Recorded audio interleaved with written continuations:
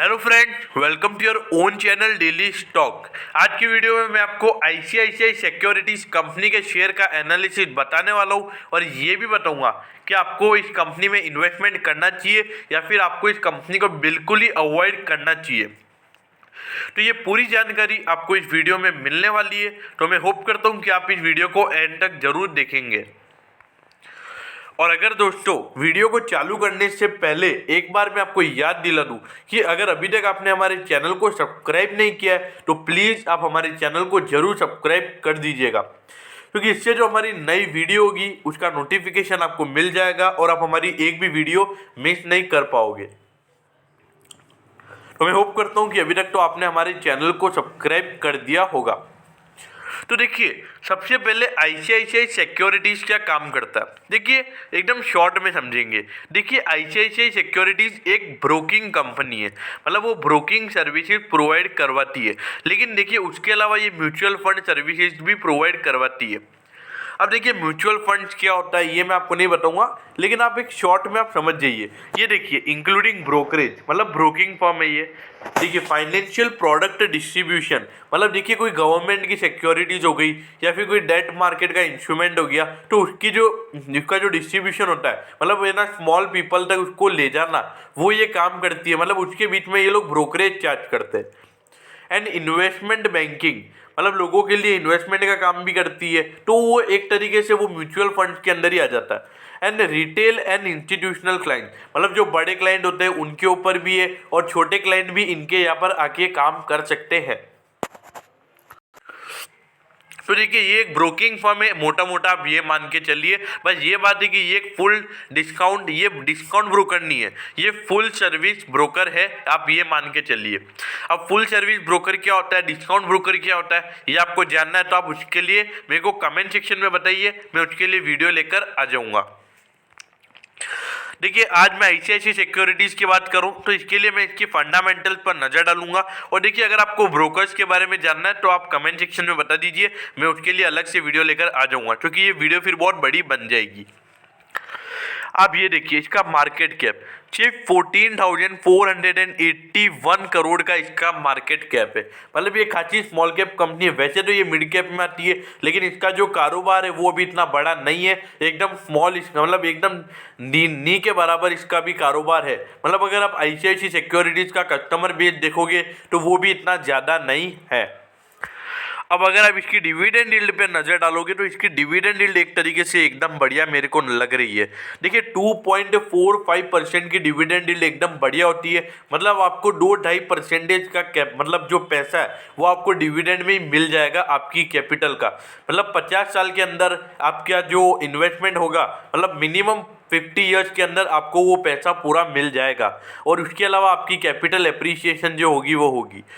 लेकिन इसका PB ratio आप देखिए, इसका पीबी रेशियो निकल कर आता है 11.98 टाइम्स, जो कि खासा ही महंगा है। और मेन बात ये कि इसका इतना कस्टमर बेस भी नहीं है, और इतना महंगा ये शेयर अगर मार्केट में चल रहा है तो ये एक बड़ी दिक्कत वाली बात है, और ये बता रहा है कि शेयर खासा महंगा हो गया है। अब अगर आप कंपनी के पी रेशियो को देखोगे तो वो सिर्फ 18.95 निकल कर आता है, ऑल्दो सेक्टर का पी यहाँ पर 38.61 चलकर आता है। लेकिन देखिए, जो सेक्टर की जो कंपनीज है वो कंटिन्यूसली बढ़िया भी परफॉर्म कर रही है, और जो आईसीआईसीआई सिक्योरिटीज है उसका लगातार कस्टमर बेस गिरता जा रहा है, तो ये भी एक दिक्कत वाली बात है। आपको ये बात भी मन में पता होनी चाहिए और आपको इस बात को भी ध्यान में रखना चाहिए। अब अगर मैं कंपनी के इसकी बात करूँ फेस वैल्यू की, तो आप देखिए इसके एक शेयर की फेस वैल्यू है 5 रुपये। मतलब ये कंपनी के लिए फॉर्म में इतना कैपिटल के लिए जाता है। अब आप ये देखिए, मैंने आपको क्या बोला था कि कंटिन्यूसली दूसरी कंपनी बढ़िया परफॉर्म कर रही है, लेकिन आप ये देखिए 17 से 18 में तो कंपनी ने एकदम बढ़िया परफॉर्म किया। फिर उसके बाद 18 के बाद डिस्काउंट ब्रोकर्स का मार्केट में बहुत तगड़ा मार्केट शेयर हो गया। उसके बाद आप ये देखिए, लगातार कांस्टेंट ही हो गया। मतलब एक तरीके से इस साल तो गिर गया था 19 में, फिर 19 से 20 में कांस्टेंट ही हो गया। और मेरे ख्याल से इसमें ज़्यादा बढ़ेगा भी नहीं, क्योंकि इसमें पीछे एक रीज़न है। आप ये देखिए, इंडिया में टॉप 3 ब्रोकर्स कौन है, एक बार के लिए आप डिस्काउंट और फुल सर्विस को हटा दीजिए, तो उसमें पहला नाम आता है जरोदा, दूसरा आता है अपस्टॉक्स और तीसरा आता है 5 पैसा। मतलब जो मेन मतलब जो इंडिया के जो 50% क्लाइंट्स है उसमें जो तीन मतलब 50% क्लाइंट्स का जो डेटा है मतलब जो ब्रोकिंग है वो इनके पास ही है। तो मतलब जो बचे हुए 50% है मतलब 50 भी नहीं के बराबर 30% ऐसे लोग होंगे जो कि फुल सर्विस ब्रोकर्स को यूज करते हैं। तो मेरे ख्याल से इनका मार्केट शेयर बहुत कम है फुल सर्विस ब्रोकर्स का, और इनके लिए बहुत ही दिक्कत वाली बात है और इनके लिए मार्केट में खड़े रहना भी बहुत मुश्किल वाली बात है। क्यों?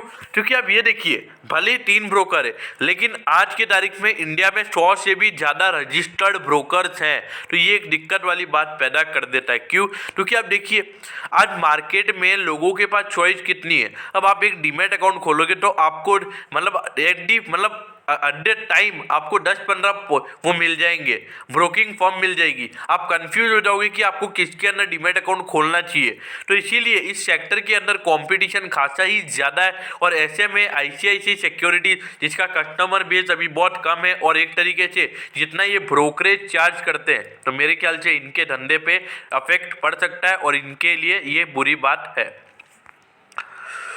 लेकिन अगर आप इसके शेयर होल्डिंग पैटर्न को देखोगे तो कंपनी का शेयर होल्डिंग पैटर्न निकल कर आता है 77.21% कंपनी के प्रमोटर्स होल्ड करते हैं। मतलब जो कंपनी के मेन ओनर्स है, मतलब जो कंपनी का जो आईसीआईसीआई ग्रुप है, जो कंपनी के मेन प्रमोटर्स मेन ओनर्स वो 77% का स्टेक इस कंपनी के अंदर रखते हैं। और अगर मैं म्यूचुअल फंड्स की इसके अंदर बात करूं तो आप ये देखिए 7.58% का स्टेक म्यूचुअल फंड्स के पास भी पड़ा हुआ है। डीआईआई का तो नी के बराबर स्टेक है और एफआईआई का भी इसके अंदर लगभग 4% का स्टेक है और रिटेल का भी इसके अंदर सिर्फ 10% का ही स्टेक है। तो देखिए इसका मेन जो इसके अंदर जो होल्डिंग है वो इस प्रमोटर्स के पास ही पड़ी हुई है और बाकी लोगों के पास लगभग नी के बराबर ही होल्डिंग पड़ी हुई है। लेकिन भले ही इसकी प्रमोटर होल्डिंग अगर आप देखेंगे जो ये प्रमोटर होल्डिंग का शेयर होल्डिंग पैटर्न है, आप ये देखिए पिछले साल जून में ये 79.22% थी और इस बार जून तक ये सेम थी, फिर 3 महीने में 77.21% हो गई है। देखिए आपको पता नहीं होगा लेकिन जो आईसीआईसीआई बैंक है जो मेन इन सबका पेरेंट है उसने इसके अंदर स्टेक कम किया और ये उन्हीं का स्टेक कम हुआ है। तो देखिए अगर आईसीआईसीआई बैंक इसमें स्टेक कम कर रही है तो उनको ये पता है कि ये कंपनी का आगे जाके मार्केट इतना नहीं है, इस सेक्टर में बहुत ज़्यादा कंपटीशन है और इसके अंदर इन्वेस्टमेंट करना रिस्की हो सकता है और आगे जाके हो सकता है कि आईसीआईसीआई सिक्योरिटीज बंद भी हो सकता है। अब आप इसमें नजर डालिए कंपनी की टोटल इनकम पे। अब आप ये देखिए 481 करोड़ का कंपनी का टोटल इनकम यानी कि जो कंपनी के रेवेन्यू थे वो मार्च 2020 में कंपनी के इतने रेवेन्यूज थे, फिर 546 करोड़ जो गए, मतलब लगभग एक तरीके से अच्छा खासा 10% का ग्रोथ देखने को मिला। फिर यहाँ से सीधा 680 करोड़ मतलब 134 करोड़ का ग्रोथ कंपनी के रेवेन्यूज में देखने को मिला।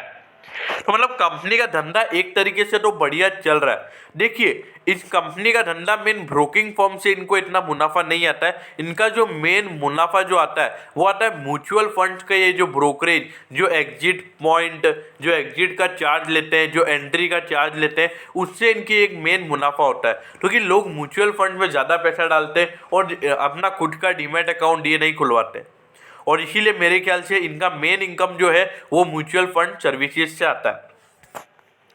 अब एट दी एंड अगर आप इसका मुनाफा देखोगे तो 155 करोड़ का इसका मुनाफा था 2020 में, मार्च 2020 में। उसके बाद आप क्वार्टर में देखिए 193 करोड़ का, फिर से 278 करोड़ का। देखिए इस साल तो कंपनी का जो प्रॉफिट है वो कंटिन्यूसली बढ़ रहा है और कंपनी के रेवेन्यू भी इस बार हर साल बढ़ रहे हैं, इसमें तो कोई दो राय वाली बात नहीं है। लेकिन तो भी इस सेक्टर के अंदर जितना परफॉर्मेंस होना चाहिए उतना परफॉर्मेंस इस बैंक में नहीं नजर आ रहा है, सिक्योरिटीज में नजर नहीं आ रहा है। अगर आप एंजल ब्रोकिंग का परफॉर्मेंस देखोगे तो एंजल ब्रोकिंग का परफॉर्मेंस इससे लाख गुना बेहतर है, जबकि वो डिस्काउंट ब्रोकर है तो भी उसकी जो प्रॉफिटेबिलिटी है वो इससे भी ज़्यादा है, जबकि ये तो ब्रोकरेज भी ज़्यादा चार्ज करते हैं और उनकी प्रॉफिटेबिलिटी उतनी नहीं है। अब आप ये देखिए कंपनी का जो अर्निंग पर शेयर है उसमें इतना ग्रोथ देखने को नहीं मिला है। पिछले 3 साल से कंपनी का जो अर्निंग पर शेयर है वो 15 से लेके 17 के बीच में अटका हुआ है। तो देखिए मतलब अगर कंपनी का अर्निंग पर शेयर नहीं बढ़ रहा है तो आपका जो शेयर है वो भी नहीं बढ़ेगा। तो ये आप ये देखिए मतलब कॉन्स्टेंटली कंपनी एक ही परफॉर्मेंस कर रही है, लेकिन इस बार तो क्या कहते हैं लॉकडाउन आ गया तो लोगों ने क्या कहते हैं शेयर मार्केट में खूब पैसा लगाया है, लेकिन अब वो बंद हो गया। अब लोगों की सिर्फ होल्डिंग में पैसा पड़ा है, तो मेरे ख्याल से इसमें आपको और भी ज़्यादा मूवमेंट देखने को नहीं मिलेगा। अब आप कंपनी की बुक वैल्यू पे नजर डालिए। कंपनी की बुक वैल्यू बहुत ही कम है, मतलब एक तरीके से नी के बराबर है। लेकिन एक पॉजिटिव बात यह है कि इसमें भी आपको हर साल ग्रोथ देखने को मिल रहा है और कंपनी की बुक वैल्यू भी हर साल बढ़ रही है। मतलब जो कंपनी के एसेट्स है उसमें हर साल ग्रोथ देखने को मिल रहा है और ये एक बढ़िया बात है। अब आप कंपनी के डिविडेंड की बात करें तो देखिए कंपनी के डिविडेंड के मामले में कंपनी एकदम बढ़िया है, क्योंकि 3.9 रुपीज़ का डिविडेंड के बाद कंपनी ने 9.4 रुपीज़ का डिविडेंड दिया और इस बार मार्च 2020 में कंपनी ने 11 रुपये का डिविडेंड डिक्लेयर किया। तो देखिए डिविडेंड के मामले में कंपनी हर साल डिविडेंड बढ़ा रही है, तो डिविडेंड में तो ये डिविडेंड के हिसाब से कंपनी एकदम बढ़िया है, इसमें तो कोई दो राय वाली बात नहीं है। अब कंपनी के जो ग्रॉस प्रॉफिट मार्जिन है वो भी इस तरीके से देखा जाए तो बहुत ही बढ़िया है और इस सेक्टर में एक तरीके से बढ़िया ही होते हैं। आप देखिए इस बार तो 52.79% का कंपनी का ग्रॉस प्रॉफिट मार्जिन परसेंटेज निकल कर आ गया, जो कि पिछले 2 साल से ज़्यादा है, जो दिखाता है कि कंपनी एक तरीके से बढ़िया परफॉर्म कर रही है। अब अगर कंपनी के ऑपरेटिंग मार्जिन परसेंटेज की बात की जाए तो ये भी खासे बढ़िया है। 49.19% का कंपनी का ऑपरेटिंग मार्जिन परसेंटेज है, वो भी पिछले 2 साल से ज़्यादा ही है। अब एट दी एंड अगर मैं कंपनी के नेट प्रॉफिट मार्जिन परसेंटेज की बात करूं तो ये भी पिछले दोनों साल से ज़्यादा है और मेन बात ये कि 31% का कंपनी का नेट प्रॉफिट मार्जिन परसेंटेज निकल कर आता है। मतलब कंपनी ने 100 रुपये की प्रोडक्ट के ऊपर, मतलब अगर कंपनी 100 रुपये की सर्विस दे रही है उसके ऊपर 31.7 रुपीज़ का 76 रुपीज़ का कंपनी को मुनाफा हो रहा है। तो देखिए कंपनी के लिए बहुत ही बढ़िया बात है। देखिए अभी करंट पोजीशन कंपनी की देखी जाए तो बढ़िया नजर आ रही है, लेकिन एक दिक्कत है जो कि मैं आपको एट दी एंड बताने वाला हूं। अब आप कंपनी के रिटर्न ऑन इक्विटी पर अगर आप नजर डालेंगे तो देखिए यही परफॉर्मेंस मैं आपको बता रहा था, लेकिन देखिए रिटर्न ऑन इक्विटी 65.29% से सीधा 46.85% होगी। मतलब ईयर ऑन ईयर कंपनी की जो रिटर्न ऑन इक्विटी है वो सीधा 19% गिर गई। तो देखिए वैसे मेरे पैरामीटर्स में तो 20% से ऊपर के रिटर्न ऑन इक्विटी वाली एकदम बढ़िया कंपनी होती है, लेकिन ये एकदम से 20% का डाउनफॉल ये बताता है कि एकदम से कस्टमर बेस कम हो गया कंपनी का, क्योंकि 18 से 19 में ही ये जो डिस्काउंट ब्रोकर का जो ग्रोथ देखने को मिला था वो उसी समय देखने को मिला था। और फिर अगर आप 19 से बीच में देखोगे तो उस वक्त भी 2% की गिरावट हो गई है। तो देखिए ये कंपनी के लिए दिक्कत बनी हुई है और कंपनी का रिटर्न ऑन इक्विटी धीरे धीरे गिरता चला जा रहा है और ये साफ बता रहा है। और अगर आप कंपनी के आरओसी की बात करोगे तो आप ये देखिए कंपनी का आरओसी भी कंटिन्यूसली गिर रहा है। पिछले 3 साल से लगातार ये भी डाउनफॉल हो रहा है और मेरे ख्याल से आरओसी भी 20% बढ़िया होता है, लेकिन अब आप ये देखिए 42 से 25 तक तो आई गया और अगर इस बार भी भयंकर गिरावट होगी तो ये 20% से भी नीचे चला जाएगा। अब अगर आप रिटर्न ऑन एसेट परसेंटेज को देखोगे तो आप इसमें भी देख सकते हो कि हर साल इसमें भी गिरावट देखने को मिल रही है। ये साफ साफ बता रहा है कि मार्केट में डिस्काउंट ब्रोकर्स के आने के बाद आईसीआईसीआई सिक्योरिटीज़ के धंधे को बड़ा अफेक्ट हुआ है और इसके चलते उनको बड़ी दिक्कतों का सामना करना पड़ रहा है और वो सीधा उनकी रिटर्न रेशियोज में शो हो रहा है। लेकिन यहाँ पर अगर आप कंपनी की लिक्विडिटी पोजीशन की अगर आप बात करेंगे तो कंपनी की लिक्विडिटी पोजीशन एकदम बढ़िया है, इसमें कोई भी दो राय वाली बात नहीं है। आप ये देखिए 3.35 का कंपनी का 2018 में करंट रेशियो था जो कि एकदम बढ़िया है, एकदम टॉप क्लास है। फिर उसके बाद में ऑल्दो गिर जरूर गया था लेकिन 1 से ज़्यादा था, ये एक बढ़िया बात थी। फिर उसके बाद फिर से ये मोटा मोटा डबल हो गया, तो ये भी एक तरीके से कंपनी के लिए बहुत ही बढ़िया बात है। और अगर कंपनी का करंट रेशियो जब तक 1 से ऊपर है तो वो एकदम कंपनी के लिए बढ़िया बात है, क्योंकि कंपनी की जो लिक्विडिटी पोजीशन है वो एकदम बढ़िया रहेगी और कंपनी के लिए कभी भी अपनी लाइबिलिटीज पे करने में कंपनी को कोई भी दिक्कतें नहीं होगी। और कंपनी का जो क्विक रेशियो है वो भी 1 से ऊपर है, तो ये साफ साफ वाली बात है कि कंपनी की जो लिक्विडिटी पोजीशन है वो एकदम बढ़िया है, एकदम टॉप क्लास है। और कंपनी के लिए ये एकदम अच्छी बात भी है अगर कंपनी के नज़रिए से देखा जाए तो। अब आप ये देखिए, कंपनी का डेट टू इक्विटी रेशियो कुछ अलग ही स्टेबल कंडीशन का ये कुछ रेशियो है। अब ये देखिए 18 से 19 में कब हुआ, तो इन्वेस्टर को लगा होगा अब ये धीरे धीरे डेट फ्री हो जाएगा, और यहाँ पे कंपनी ने एक और घोटाला कर दिया, सीधा 1.24, मतलब मोस्टली जो पहले कंपनी का डेट टू इक्विटी था उसे मोस्टली ये डबल ही हो गया। तो कंपनी का डेट टू इक्विटी रेशियो वैसे इतना ज़्यादा नहीं है, लेकिन तो भी आईसीआईसीआई सिक्योरिटीज जिनको पैसा मिल जाता है फिर वो इन्वेस्ट करते हैं, वैसी कंपनीज के लिए अगर इतना डेट है तो उसके लिए मेरे ख्याल से ये डेट ज़्यादा है। वैसे तो डेट वैसे 2:1 से कम होता है तो एक तरीके से बढ़िया ही होता है, लेकिन यहाँ पे मैं 1.24 का एक्सपेक्ट नहीं कर रहा था। मेरे ख्याल से इतना डेट नहीं होना चाहिए, ये थोड़ा हैवी डेट कंपनी के नज़रिए से है, तो मेरे ख्याल से इसमें थोड़ा कॉशियस होना चाहिए इतना हैवी डेट। और अगर ये डेट और बढ़ जाता है तो मेरे ख्याल से कंपनी के लिए दिक्कतें बन सकती हैं। और अगर इंटरेस्ट कवरेज रेशियो की मैं बात करूं तो आप ये देखिए पिछले साल के मुकाबले कंपनी का जो इंटरेस्ट कवरेज रेशियो है वो आधा हो गया है, मतलब जो कंपनी के इंटरेस्ट पे करने की क्षमता है उसमें भी हर साल गिरावट हो रही है, तो ये भी कंपनी के लिए दिक्कतें पैदा कर देता है। और जो कंपनी के इंटरेस्ट पे करने की क्षमता है उस पर भी एक बार क्वेश्चन मार्क लग जाता है। अब आप देखिए आईसीआईसीआई सिक्योरिटीज को, अब मैं एट दी एंड आपको ये बताता हूँ कि लेना है कि नहीं लेना है। अब आप देखिए आईसीआईसीआई सिक्योरिटीज, इसका मार्केट में भाव कितना है, 450 के भाव पे ये क्लोज हुआ है, और इसका ऑल टाइम हाई आप देखिए 568.90, मतलब ये आपको 24% डिस्काउंट पे मिल रहा है, 24-25% डिस्काउंट पे ये आपको ऑल टाइम हाई से मिल रहा है। लेकिन क्वेश्चन ये उठता है कि क्या ये ऑल टाइम हाई तक जा सकता है। देखिए ऑल टाइम हाई तक ये जा सकता है, लेकिन मैं आज लॉन्ग टर्म इन्वेस्टमेंट पर्पज के हिसाब से बात करने वाला हूँ। मतलब अगर आप लॉन्ग टर्म इन्वेस्टर हैं, मतलब अगर आप 5 साल के लिए होल्ड करना चाहते हैं तो आप उस वक्त मिनिमम 50% के रिटर्न देख रहे हैं या फिर 100% के रिटर्न आप एक्सपेक्ट कर रहे हैं मिनिमम, तो उसके हिसाब से क्या ये उतने रिटर्न दे सकता है। देखिए देने में तो कोई भी कंपनी दे सकती है, लेकिन इस कंपनी में मेरे को दिक्कतें नज़र आ रही है, क्योंकि जिस तरीके से डिस्काउंट ब्रोकर्स का मार्केट में शेयर बढ़ता चला जा रहा है और आईसीआईसीआई सिक्योरिटीज इंडिया के टॉप 3 फुल सर्विस ब्रोकर्स में से भी नहीं है। देखिए टॉप 2 का तो नाम मेरे को पता है, टॉप पे एचडीएफसी और सेकंड पे एसबीआई स्मार्ट मनी या फिर एसबीआई कैप सिक्योरिटीज, आप वो भी कह सकते हो।